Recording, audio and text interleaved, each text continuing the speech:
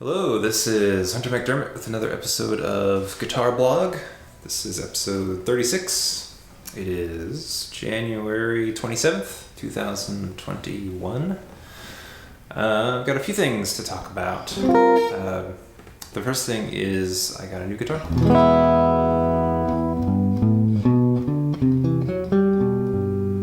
It is an Eastman AR810 CE. It's cool. I like that it's a little different than the ones I've seen online. It's got the sunburst finish on the front, but the back and sides are like this sort of reddish, what they call the antique finish on the back of the neck as well. It's got these nice, I don't know if these are actually ebony, but they look like ebony tuning buttons here, ebony fretboard. It's all solid carved top, back, and sides, and I like that it has the inset humbucker instead of the floating one. Not sure I know exactly why. I had a D'Angelico Premier XL, I think is what they're called, which I think I used in a video or two before I got rid of it, but I got all excited about having an arch top, and I was playing in a weekly jam, and I brought it to the jam, and it was just feeding back like an MFer. And I've heard that having an inset pickup instead of a floating pickup, which naturally would dampen the overall vibration of the top, at least some, can help. But I'm sure that in the end it doesn't really matter. I think when you bring any kind of fully hollow acoustic guitar to a situation where there are people and drums and basses and loud horns blaring, you gotta just be careful regardless. But that's okay. That's why I've got the Ibanez. If I need a guitar that I also love and think sounds nice, but is a little bit more feedback resistant. But yeah, I wanted to get an arch top that I consider to be of good quality, and just kind of complete the whole, like, I've got a telly, so I've got the full solid body, I've got the semi with the Ibanez, and I've got the full hollow now as well. And they all feel really good, and they all feel and sound different, and I like that. I've actually got the same exact set of strings on all three, which makes them all feel sort of similar under the fingers, but the sound is definitely unique to each one, which I like. So I feel like one of the reasons I go through different guitars over the years is because I feel like I have redundant guitars. Like I get a new one and I go, well, now I don't need this other one because I feel like this new one is doing what that other one was doing, but doing it better. And I don't need two that do kind of the same thing.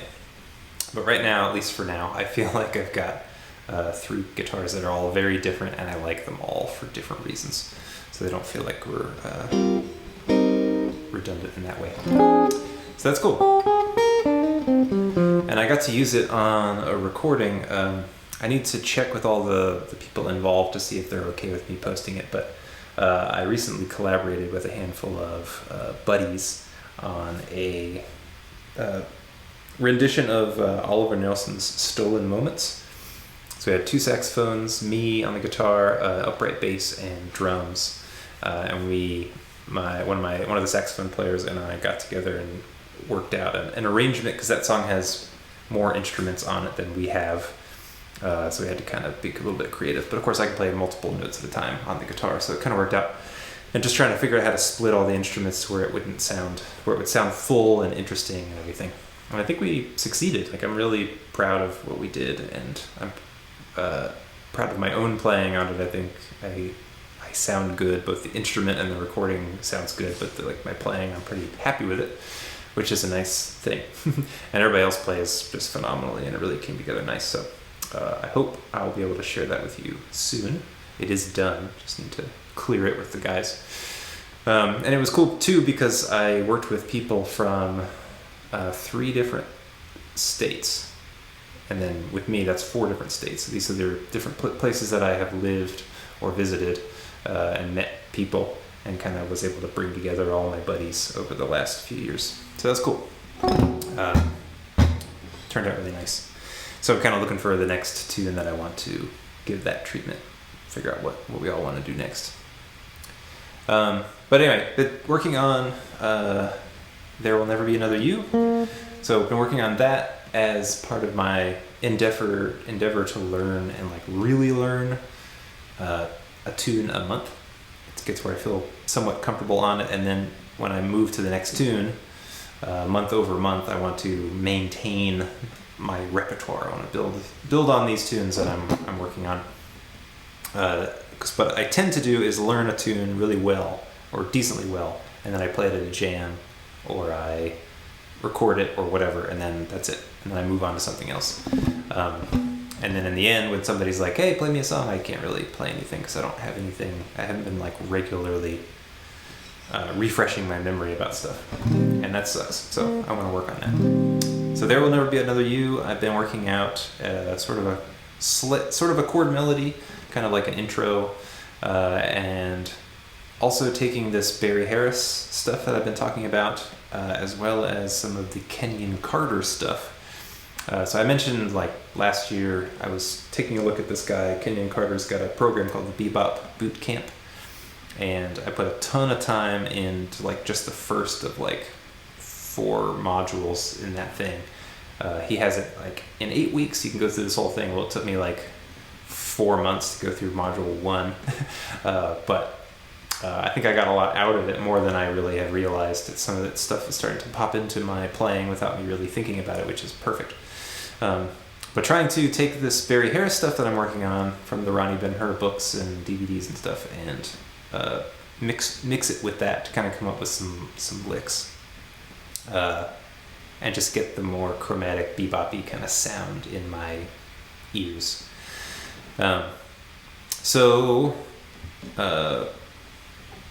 For example, so I've got, let me just play through the little like chord melody type thing I've got, and I'll point out some things that I think are interesting.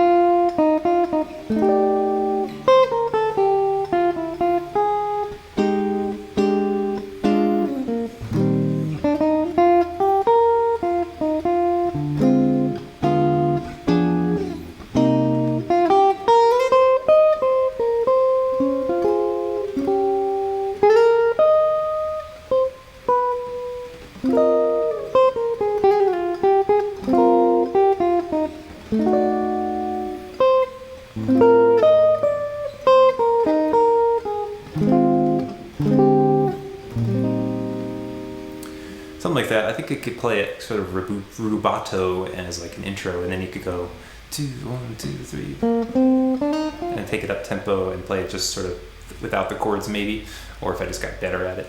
But there's some cool things in there. So that's building off of, I was talking about Mark from JazzGuitarLessons.net talks about his method for learning standards, and I have gotten a lot out of that so far because I've been working on playing the melody mostly on the high strings rather than what I would normally do, would play it like, try to kind of play it all in one spot. There's nothing wrong with that, but that means I'm kind of covering all the strings or more of the strings, and here I'm staying on the high strings so I can more easily add chords to the mix. So right off the bat, I wanted to do, it's got this little pickup note, and then it comes up to a C note to start, and I want an E flat chord with a C in it. Well, that happens to be the 6th, so C is the 6th of E flat. And I have been doing a ton of stuff with the Ronnie Ben-Hur / Barry Harris stuff around 6 chords. So I already had this 6th chord kind of under my fingers, which was really nice to see, because I've been doing these little exercises where I'm working through all these different voicings across all these different string sets.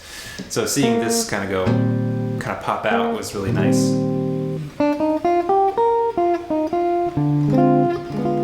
And those are drop 2 chords as well. this being like a D minor 7 flat 5. You could see it as like an F6. So it's a shape that I'm seeing used in different ways, called different things. And then of course, anytime we get a diminished chord, we can move it wholesale. Regular standard C minor drop 2 chord with the next melody note I need, which is that E flat.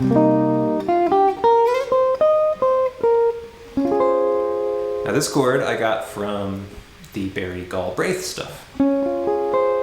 So it's what am I even doing there? So C minor 7. Is that right? Let's see. Is that even what I'm trying to do?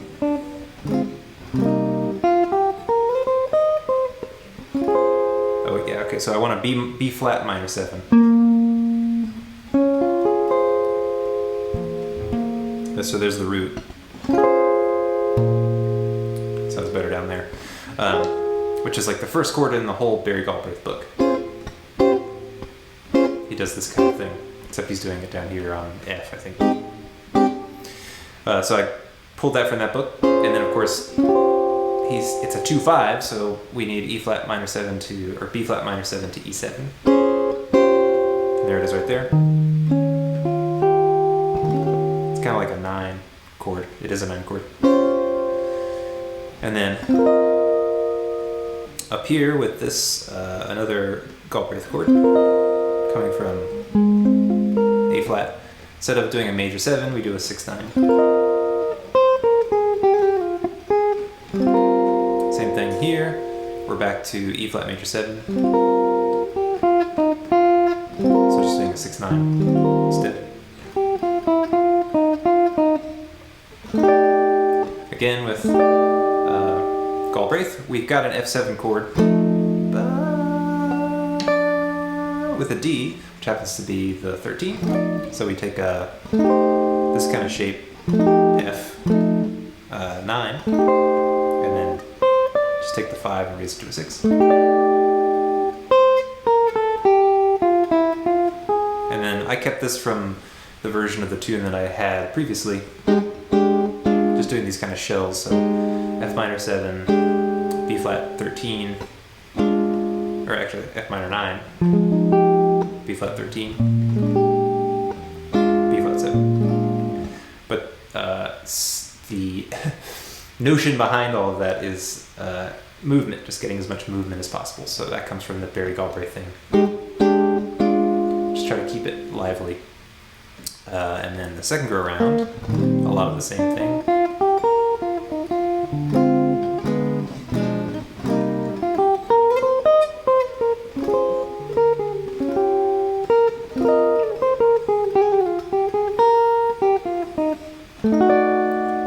Slight difference there.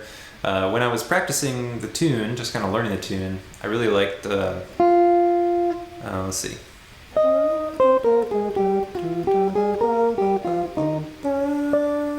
Just kind of adding some tension to it. That was something I kind of wanted to do because I was hearing it, and that's something that reminds me a little bit of Julian Lage. He'll do some stuff where he'll be playing a single note thing and then just hit this like double stop or chord in the middle of it that's got this really nice dissonance to it, and that seemed like a good opportunity to do that. So I was doing it originally as 3 notes, but then I saw that I could use another voicing I pulled from Barry Galbraith, to add a low note on the bottom. Just easier, kind of feels easier to grab because it's more complete instead of trying to only hit the 3.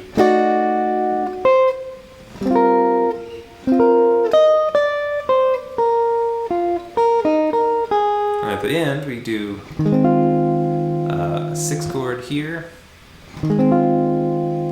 another one from Barry Harris / Ronnie Ben-Hur, another one from Barry Galbraith for this F6, standing in for the F minor 7. Is that right? That's just an inversion of an F minor. minor 7 actually. And then doing this, which is like a B9, B flat 9, with a 6, is that right, a 13?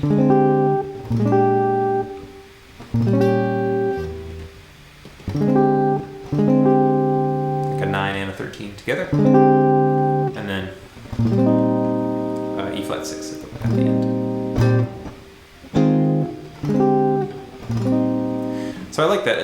I think it's a good combination of, I think it's a nice chord melody because it's got a good combination of chords and melody. And then when it comes to the chords sometimes happen as part of the melody. Like that, it's already got the note in it, and at the beginning too. And then in some cases I've just got chord punches in the middle, which I think sounds nice. So I like it. It's got a lot of different things. But so I talk about that because I have been going on about Barry Galbraith and Barry Harris and Ronnie Ben-Hur and Kenyon Carter and Mark from Jazz Guitars Lessons and Christian Miller and who else? Probably James Larson's in there too. All these different people that I've been trying to learn stuff from, and all the time I've been putting in with various seemingly disparate things. But what I was hoping, and what seems to have been working out so far, is when I work on a tune, when it's time to like get away from the exercises and just say, okay, what can you actually do? I start to see that stuff. I start to see opportunities to use the things that I've been working on, and now it kind of like all makes sense. I wasn't practicing in vain, it was all going into my ears and under my fingers, and I just needed an opportunity to actually bring it out. So that's cool. I feel good about that. All right, so the last thing, and then I think I'll end by just doing some playing of the tune. The last thing is working on these scale patterns. So the Ronnie Ben-Hur stuff, talking about Barry Harris, is like, okay, you got a major scale. There's G, for example. What are some ways that you can do these descending scales that sound beboppy? Where can you insert extra notes to give it the more chromatic kind of flavor? So he does like between 5 and 6, which has the added benefit of making it even, so you're hitting the strong parts of the chords, usually chord tones, on the beats.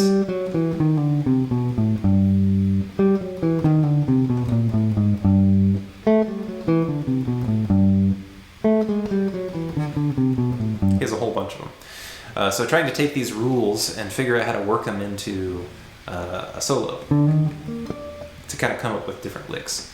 So I was doing something like, this is doing over the E flat major 7 at the beginning of There Will Never Be Another You.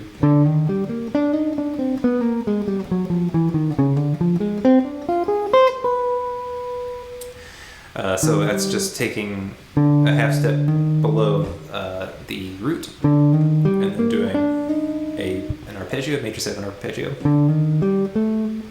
And then I land right on the beat with the root. Add the half step between 5 and 6. And then between 3 and 2 and 2 and 1. And then I just do an enclosure.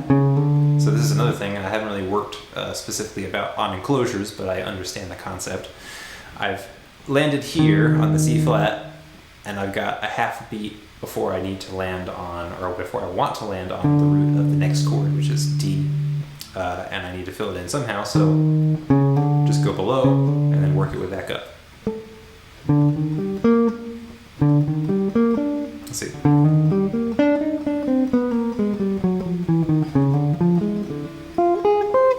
That's just an arpeggio, and then that little half step drop there to indicate the G7, so it goes that kind of thing. And then this part I really like. So what we have in the tune is a C minor 7 for 2 beats, and then we have a 2/5 from B flat minor 7. So it goes down a whole step. So C, flat to E flat 7, B flat minor 7 to E flat 7. So here I was trying to figure out, like, okay, I'm on a minor chord. I know all these like descending rules for how to make things chromatic. What can I come up with here? So I'm keeping it simple for me and starting on the root. So I go up to the C.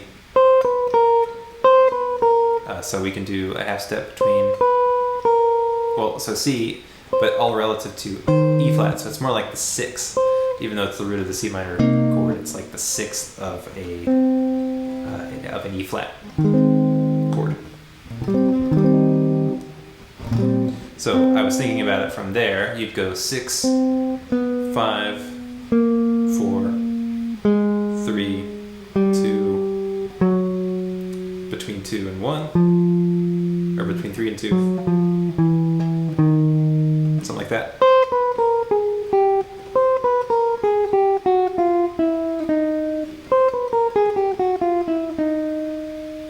That kind of thing. Something like that. Similar to what I was doing before, just starting from the 6th. No, not the 6th. Let's see. What have I got here? Yeah, that's the 6th. Okay. Anyway, but then I get here, and I still have some more time left. So this is coming in on beat 2 of that C sharp minor 7, C minor 7. And then here is where the Kenyon Carter stuff came in, where he's talking about hitting these little arpeggios. So from the root, from this E flat, I can do an E flat major 7 arpeggio, which works really nicely over an E flat major 7.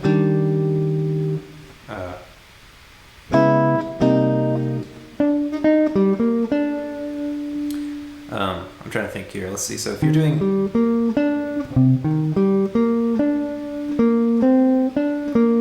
so it's taking an E flat major 7 arpeggio and playing it over a C minor 7, which is kind of like playing a C minor 9 arpeggio starting from the 3rd.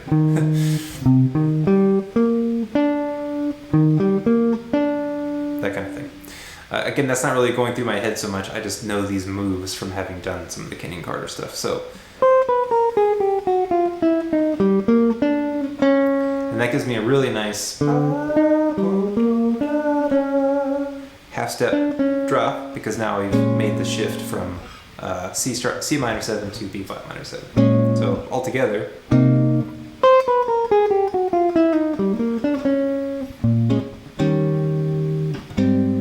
so that's cool. So then let's see.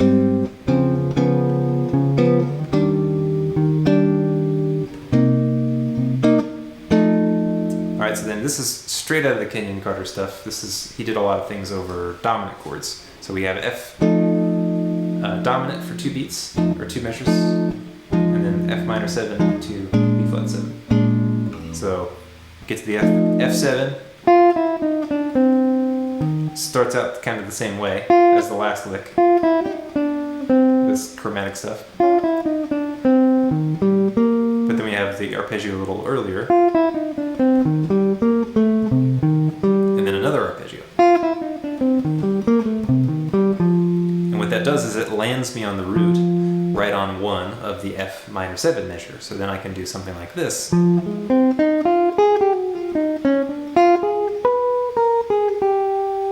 Which is just an F minor 7 arpeggio. Now I don't think too much about what this is. I know that's adding chromatic notes, but I'm not thinking, oh, I know I can do that because of this rule or that rule. That's just one of those cases where I know it sounds good because I've played it before. I've experimented with that and thought, that sounds cool. In fact, I do it as a triplet, so I can go a little bit, I can add more notes. Another enclosure there over the flat 7 of that B flat chord.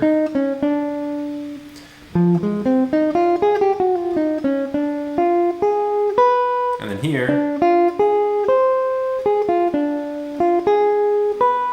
doing that little chromatic note there on the B flat. And then just kind of walking the scale. That's just a half step jump. I know that B flat is here, and that the chromatic rules of bebop state that, or of music in general really, is that you can always, you know, approach a note from below or above. And then just walking down the E flat scale there. So the whole chorus with just those little licks added in would be something like this. Let's see. That comes in on the and.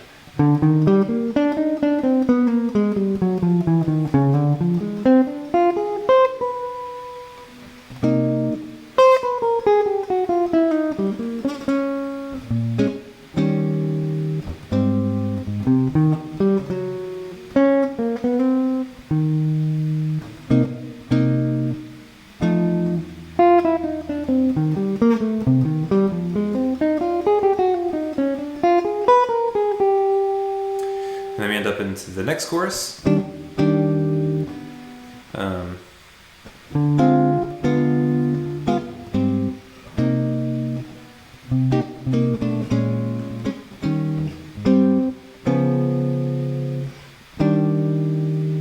then it shifts here. Let's see, the E flat, major 7. Then we have this is how the tune ends.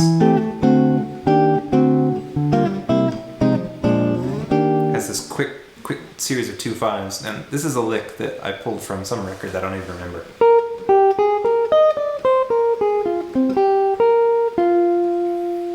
So it'd be like,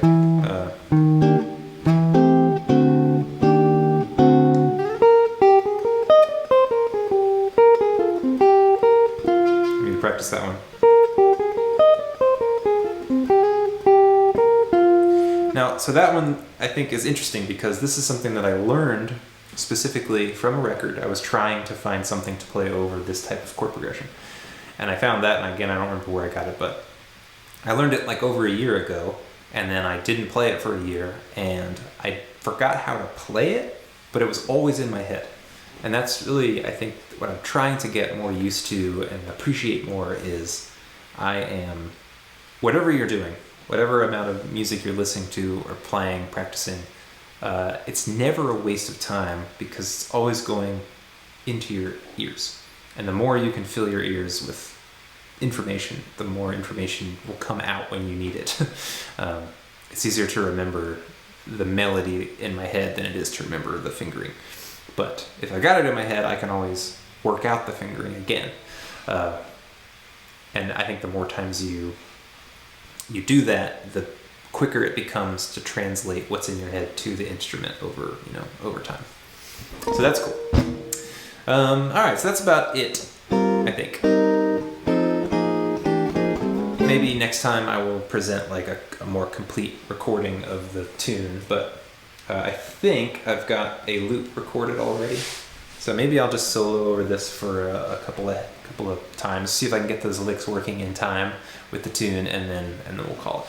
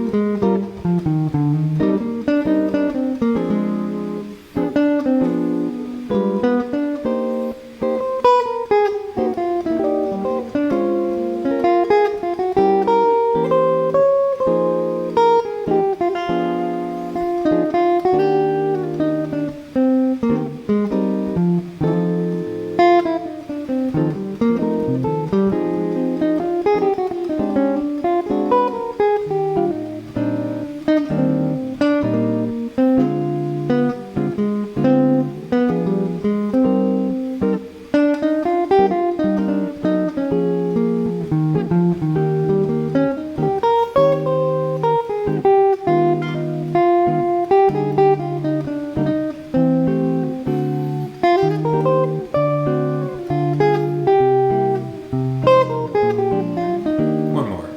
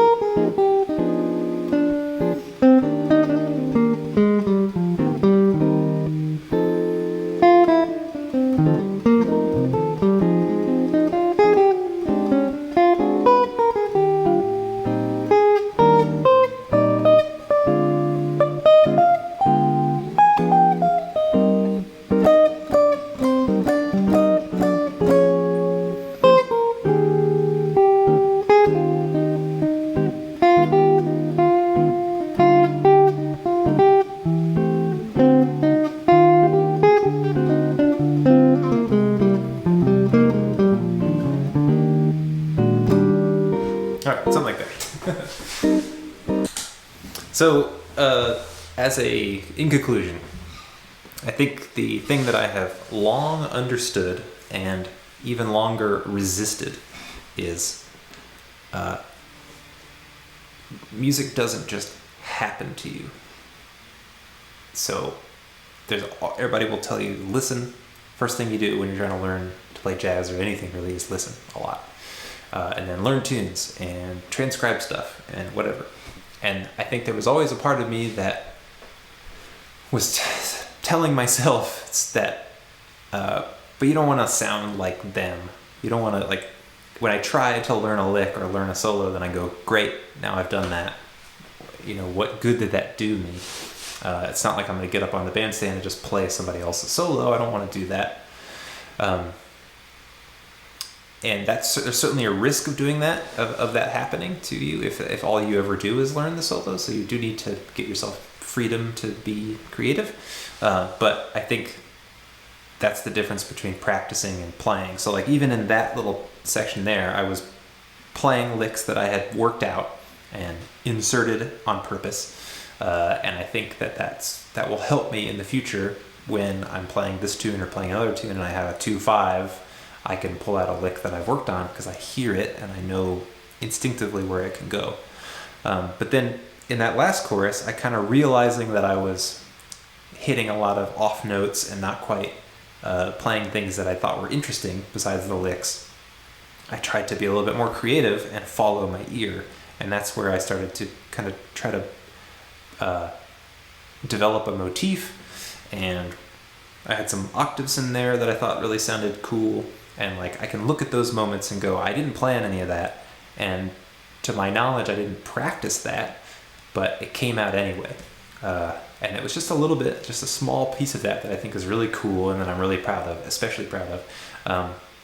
But that's okay. That's like, those are the moments that make you excited to play music, I think. So do a lot of work. Don't get discouraged about all the work that you're doing. If you can, you will, but try not to. And then find as many opportunities as you can to play and put that stuff to use and stay out of the way and follow your ear and let that stuff kind of just be what pops into your head. And yeah, that's the secret, I guess.